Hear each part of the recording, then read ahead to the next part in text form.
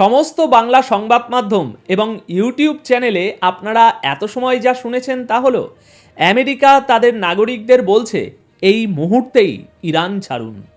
কিন্তু এটাই reality YouTube channel আপনাদের বলছে। আসল খবর এটা নয়। আসল খবর হলো ইরানে তো কোনো সাধারণ আমেরিকান নাগরিক থাকেই না। তাহলে এই জরুরি বার্তা কার জন্য? কেন বলা হচ্ছে রাস্তাঘাট বন্ধ হয়ে যাবে? কেন বলা হচ্ছে ইন্টারনেট ব্ল্যাকআউট হবে?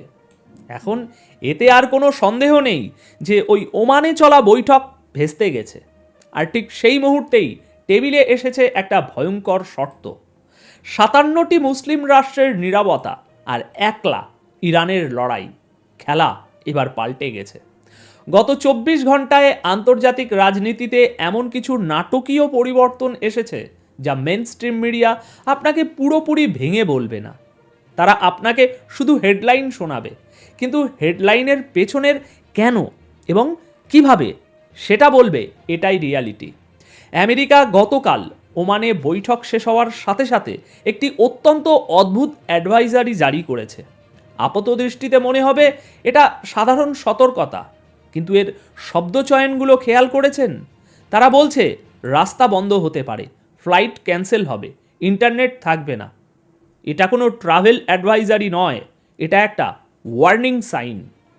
ইসরায়েল বলছে এক কথা, আমেরিকা বলছে আর এক কথা, আর ইরান তারা বর্তমানে তাদের সবচেয়ে ভয়ঙ্কর মিসাইল লোড করে রেখেছে। আজকের প্রথম বড় ব্রেকিং, আমেরিকার জারি করা রহস্যময় অ্যাডভাইজারি। ইরানে যদি আমেরিকান ট্যুরিস্ট নাই থাকে তবে এই বার্তা কাদের জন্য? এটা কি আসলে তাদের স্লিপার সেল বা গোয়েন্দাদের জন্য কোনো অ্যাক্টিভেশন কোড? দ্বিতীয় খবর, ওমান বৈঠকের ব্যর্থতা এবং ইসরায়েলের আল্টিমেটাম। আমেরিকা কেন হঠাৎ করে পরমাণু ইস্যু বাদ দিয়ে এখন ইরানের মিসাইল প্রোগ্রাম নিয়ে উঠে পড়ে লেগেছে? কেন ইসরায়েল আমেরিকার উপর ক্ষুব্ধ এই বৈঠকের পর? প্রিয় দর্শক, সর্বপ্রথম আসি আমেরিকার সেই আজব নোটিশ বা অ্যাডভাইজারি নিয়ে। দেখুন, আমেরিকা পরিষ্কার ভাষায় বলেছে লিভ ইরান ইমিডিয়েটলি, এক্ষুনি ইরান ছাড়ুন। তাদের বক্তব্য, ইরানে যে কোনো সময় বড় ধরনের অস্থিরতা শুরু হতে পারে, পাবলিক ট্রান্সপোর্ট বন্ধ থাকবে, ইন্টারনেট ব্ল্যাকআউট হবে। তারা বলছে কোনো মতে বর্ডার ক্রস করে আর্মেনিয়া বা তুরস্কে পালিয়ে যান। এখন একটা সাধারণ লজিক দিয়ে ভাবুন, ইরানে কি কোনো সাধারণ আমেরিকান ট্যুরিস্ট ঘুরতে যায়? না। আমেরিকার সাথে ইরানের সম্পর্ক গত 40 বছর ধরে সাপে নেউলে। ইরানে ডুয়েল সিটিজেনশিপের কোনো দাম নেই। আপনি যদি আমেরিকান পাসপোর্টধারী ইরানিও হন, তেহরান আপনাকে ইরানি হিসাবেই ট্রিট করবে, আমেরিকান হিসাবে নয়। আর পিওর আমেরিকান নাগরিক, ইরানে তাদের সংখ্যা শূন্যের কোঠায়। তাহলে প্রশ্ন হলো, এই বার্তা আমেরিকা কাকে দিল? দর্শক, এখানেই লুকিয়ে আছে আসল খেলা। আমার বিশ্লেষণ বলছে এবং সামরিক বিশেষজ্ঞরা যা মনে করছেন, এটা সাধারণ নাগরিকদের জন্য কোনো বার্তা নয়, এটা হলো কোড রেড। ইরানে আমেরিকার যে বিশাল আন্ডারকভার নেটওয়ার্ক, গুপ্তচর বা স্পাই এজেন্টরা ঘাপটি মেরে বসে আছে, এটা তাদের জন্য একটা সিগন্যাল। কিন্তু কেন? কারণ ইরানে ইন্টারনেট ব্ল্যাকআউট হলে এই এজেন্টরা যোগাযোগ করতে পারবে না। আমেরিকা জানে তারা যদি এখন ইরানে অ্যাটাক করে বা ওই ধরনের কোনো বড় অপারেশন চালায়, তবে ইরানের কাউন্টার ইন্টেলিজেন্স সবার আগে কাদের খুঁজবে? এই ইনফরমার বা চরদের। আর ইরানিরা যদি একবার কোনো সিআইএ বা মোসাদের এজেন্টকে ধরতে পারে, তবে তাদের পরিণতি কি হয় সেটা ইতিহাস সাক্ষী। ইরানিরা সোজা ক্রেনে লটকিয়ে দেয়, কোনো দয়া মায়া দেখায় না। তাই আমেরিকা ইনডাইরেক্টলি তাদের অ্যাসেট বা এজেন্টদের বলছে সময় শেষ, মিশন শুরু করো অথবা পালাও। আমেরিকা বলছে রাস্তাঘাট বন্ধ থাকবে, তোমরা জানবেও না কখন কি হবে। তার মানে কি?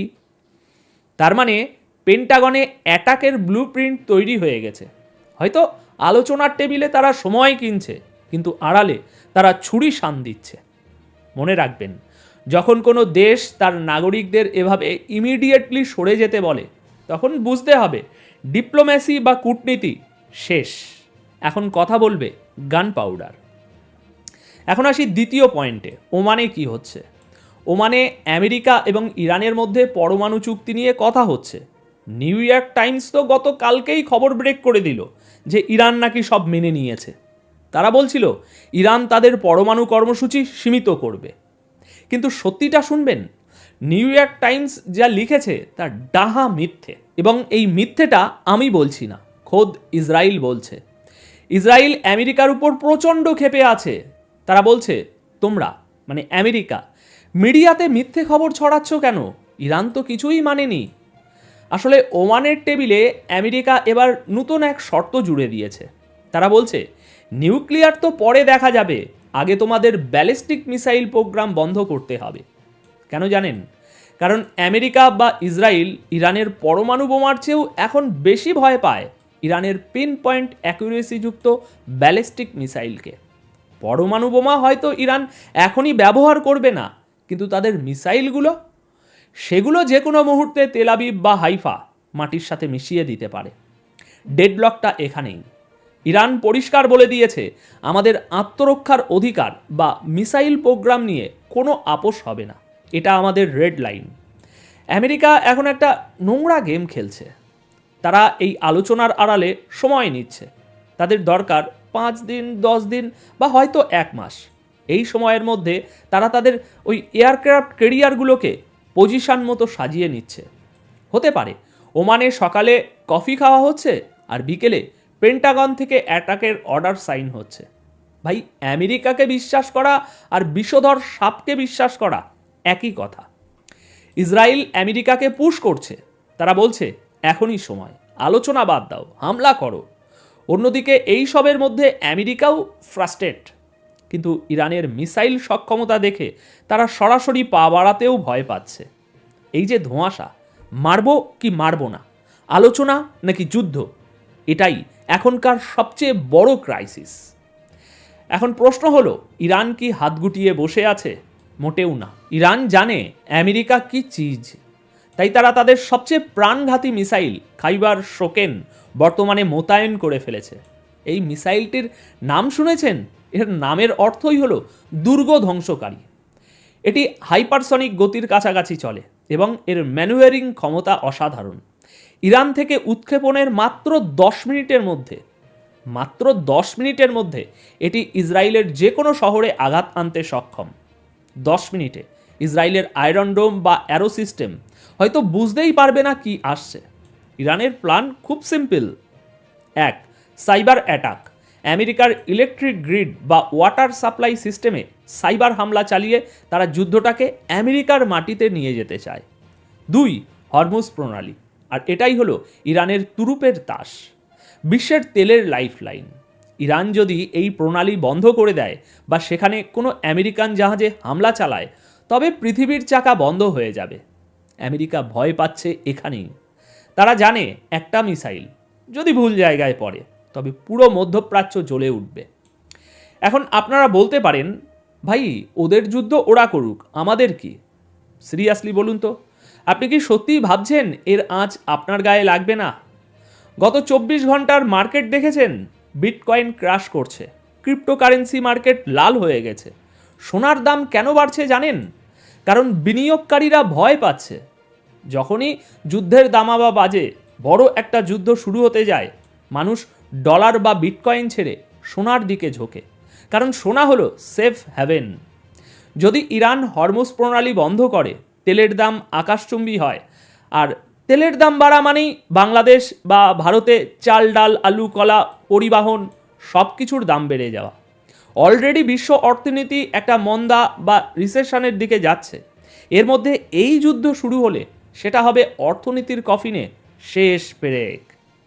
মিডল ইস্টের দেশগুলো, সৌদি আরব, ইউএই, কাতার, তারা ভয়ে কাঁপছে, কারণ তাদের অর্থনীতি দাঁড়িয়ে আছে ট্যুরিজম আর ইনভেস্টমেন্টের উপর। একটা মিসাইল যদি দুবাইয়ে বা রিয়াদে ভুল করে পড়ে, তবে সব ইনভেস্টার পালাবে। তাই তারা আমেরিকাকে বলছে, দোহাই লাগে, আমাদের এখানে যুদ্ধ বাঁধিও না। কিন্তু এখানে একটা ইমোশনাল পয়েন্ট আছে এবং এটা আমাদের ভাবতেই হবে। বিশ্বে 57টি মুসলিম দেশ আছে। এদের কারোর কাছে টাকার পাহাড় আছে, কারো কাছে আছে তেলের সাগর, কিন্তু আমেরিকার চোখের দিকে তাকিয়ে কথা বলার সাহস কয়জনের আছে? ইতিহাস সাক্ষী। গত কয়েক দশকে আমরা শুধু ইরানকেই দেখেছি মার খেতে, আবার উঠে দাঁড়াতে। তাদের উপর নিষেধাজ্ঞা দেওয়া হয়েছে, তাদের বিজ্ঞানীদের একে একে হত্যা করা হয়েছে, কিন্তু তারা মাথা নত করেনি। অন্য আরব দেশগুলো যখন আমেরিকার সাথে হাত মেলাতে ব্যস্ত, যখন তারা ইসরায়েলের সাথে নর্মাল সম্পর্ক করতে ব্যস্ত, তখন একা ইরান বলছে আমরা লড়ব, তাতে যাই হয়ে যাক। আপনারা হয়তো ইরানের শিয়া সুন্নি মতবাদ নিয়ে তর্ক করতে পারেন, কিন্তু ভূ রাজনৈতিক দিক থেকে এই মুহূর্তে আমেরিকার আগ্রাসনের সামনে একমাত্র দেয়াল হয়ে দাঁড়িয়ে আছে তেহরান। এটা টাকার জোর নয়, এটা কলিজার জোর। 56টা দেশ একদিকে আর ইরান একদিকে। আমেরিকা জানে ইরানকে হারানো সহজ নয়, তাই তারা সরাসরি হামলার বদলে ভেতর থেকে দুর্বল করার চেষ্টা করছে।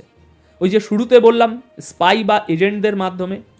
এখন শেষ করার আগে বলি, পরিস্থিতি অত্যন্ত ঘোলাটে।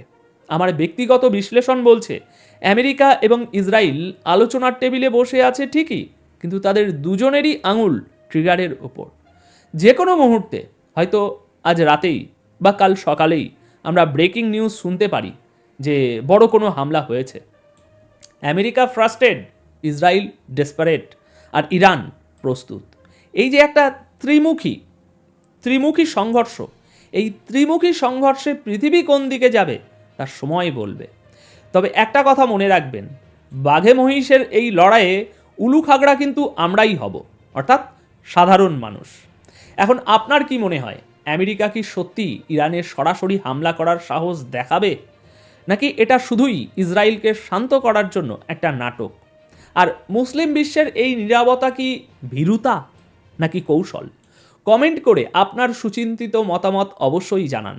আর জিওপলিটিক্সের এমন গভীর বিশ্লেষণের জন্য চ্যানেলটি সাবস্ক্রাইব করে বেল আইকনটি চেপে দিন। দেখা হবে খুব শীঘ্রই নতুন কোনো ব্রেকিং আপডেট নিয়ে। ততক্ষণ পর্যন্ত ভালো থাকবেন, সুস্থ থাকবেন। ধন্যবাদ আপনাদের সকলকে।